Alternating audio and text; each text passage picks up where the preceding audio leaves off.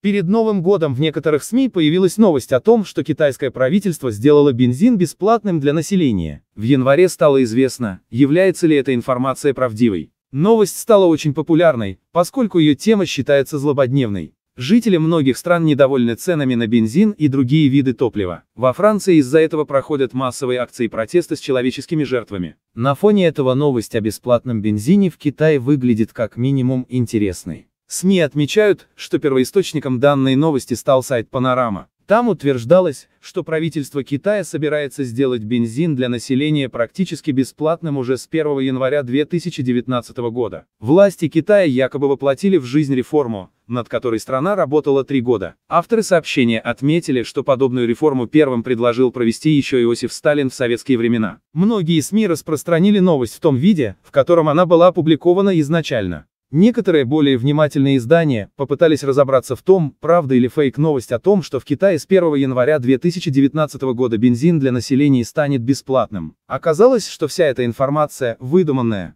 Первоисточник — портал, который публикует вымышленные сатирические или даже утопические новости. Примечательно, что авторы сайта предупреждают об этом читателей, но данную информацию заметили немногие. Правда о бензине в Китае с 1 января 2019 года. Бесплатный бензин в Китае – это фейк. Но есть и правдивые новости из Китая, согласно которым местное правительство понизит стоимость топлива для населения. Снижение стоимости бензина станет уже пятым для Китая. Власти пошли на такой шаг в связи с замедленными темпами роста экономики. Причиной этому стало торговое противостояние с Америкой. По сведениям китайских СМИ, с 1 января стоимость 1 тонны бензина снизится на 370 юаней. Вместе с тем на 355 юаней понизится стоимость дизельного топлива. Кроме того, главный банк Китая окажет поддержку малому бизнесу. Государство поможет компаниям, которые выплачивают кредиты на сумму до $1,5 миллиона.